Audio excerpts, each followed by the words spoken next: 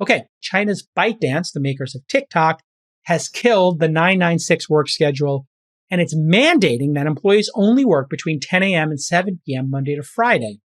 996, if you don't know, was what people in China in the tech industry were working. That means 9 a.m. to 9 p.m. 6 days a week, which, by the way, when I was coming up in New York, in the media world specifically, were considered the hours. If you wanted to work at Condé Nast or the New York Times or any magazine, you're expected to get in the morning, stay till late at night. You would eat at your desk. You would order dinner in most nights of the week, or you go out to dinner. You might come back to the office afterwards, and you were expected to come in on a Saturday or Sunday, do 4 or 5 hours, and get ahead for the next week. The world has changed, obviously. And in China, specifically, Xi Jinping has got a different worldview, and he's de-emphasizing, these celebrity CEOs like Jack Ma. He hasn't left the country in a long time. I think it's 2 years or so. And he is charting a new path for China, which is certainly more insular.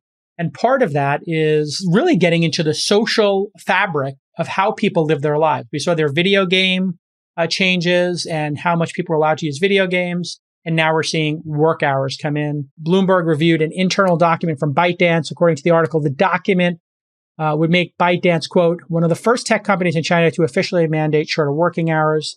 Some of Silicon Valley thought the 996 schedule would push China ahead of the U.S. Sequoia's Michael Moritz, the greatest venture capitalist of all time, according to many, and the statistics. So it's pretty close to true. It's definitely top 4 of all time, Mount Rushmore. He wrote a Financial Times article back in January 2018, which was vilified by some on the woke far left.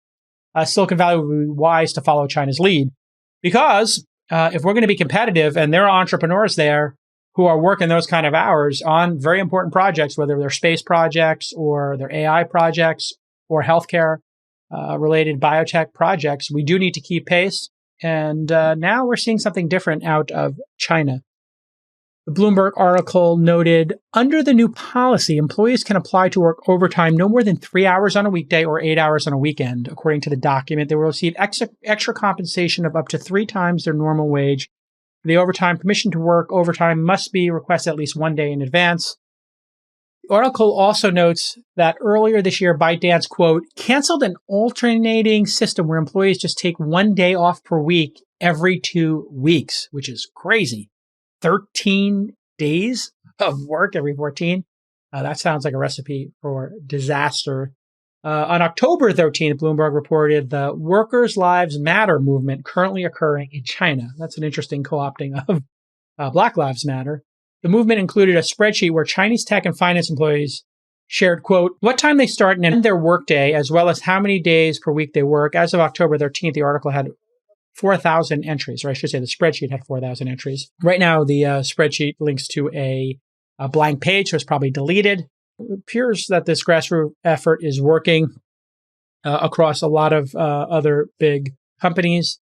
The sheet called Working Time has been viewed more than 10 million times, according to the South China Morning Post reporting. So very interesting.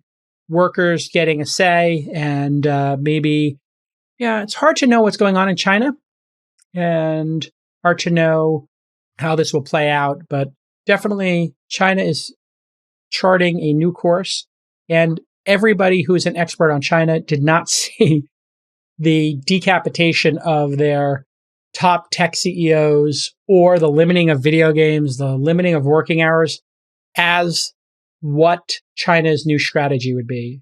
In fact, everybody thought the opposite. They thought China would out-hustle us, work harder, maybe be more entrepreneurial, take more companies public. So this certainly is something very weird that's going on there. And so we'll keep an eye on it. But for me in America, I tell everybody in my companies, if you want to be at a startup company, a finance company, I think a fixed 50, a solid 60 hours a week is what will get you ahead in your career. Don't want people working 78 hours a week.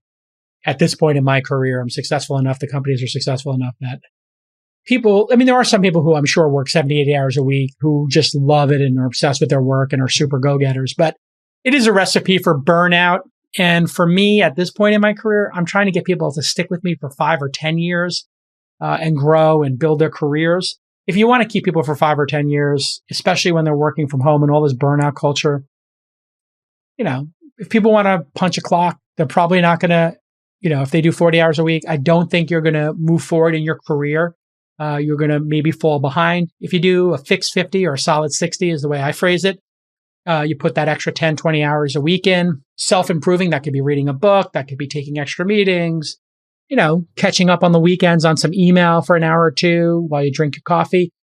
Those kind of things are what got me ahead in my career, and different strokes for different folks. If you don't want to move faster in your career than other people, totally get that. I wouldn't work at a startup. I'd work at a big company because at a startup that might make you an outcast if you're not keeping pace. Now, some people are super wildly efficient. I've seen people work 40 hours a week and do more than somebody doing 60 or 70 hours a week where they're just hanging out at the office.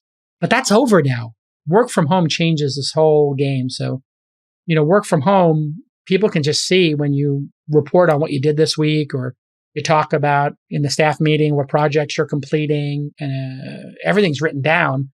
So you kind of see in people's weekly or daily reporting what they're getting done. So I think the performative nature at staying at the office all hours, which I do know some people did. I certainly did that in my early days. I would come in early and I wouldn't leave until my boss left. A lot of times I was there and it's like 6 or 7 o'clock. I know my boss is going to leave at 9, and I'd say, what do I do for the next 2 hours? What can I do? And I go find a book about Novell networking or Banyan Vines or document management, and I would just teach myself a new skill. But I would never, ever leave before my boss or my boss's boss. Now, my boss would leave at exactly 5:01. They would literally be at the elevator 4:59, 5:01 to catch like the train to Long Island at 5:25. But I always looked at my boss's boss, who was Mike Savino, and I said, I'll leave when Mike Savino leaves. I'm not leaving until he leaves. And he would work till 8 or 9 o'clock. And then once in a while, he'd say, hey, what are you doing here, kid? And I'm like, I'm catching up on this. And I show him what I'm working. He goes, hey, you want to go get a bite to eat? We go around the corner of Manhattan, get a bite to eat. And that's how we started a lifelong friendship. And he mentored me, and my career made huge jumps because of that work ethic. So think it through if you're an entrepreneur. From websites and online stores to marketing tools and analytics, Squarespace is the all-in-one platform to build a beautiful online presence and run your business. With Squarespace, you can blog or publish content, promote your business, announce upcoming events or special projects, sell products and services of all kinds, and more. No matter what the problem, Squarespace is the answer. You know that. And they have these beautiful templates by world-class designers, powerful e-commerce functionality, and everything you do is optimized for mobile right out of the box. You also got built-in SEO, free and secure hosting, and of course, their 24/7 award-winning customer support, which you're not going to get if your cousin builds your website and puts it on his backup server, trust me. Back in 2020, we decided to create a new idea during the pandemic. We called it Remote Demo Day. We have founders pitch to thousands of angel investors over video conferencing, and we purchased the domain name remotedemoday.com and had the site up and running in minutes thanks to our friends at Squarespace, and Remote Demo Day has been a huge success so far. We've invested almost $20 million in those companies. Pretty great. So go to squarespace.com/twist for a free trial. And when you're ready to launch, use that offer code TWIST to save 10% off your first purchase of a website or domain. And congrats to the team for going public back in May. What an amazing journey. Great job, Squarespace team.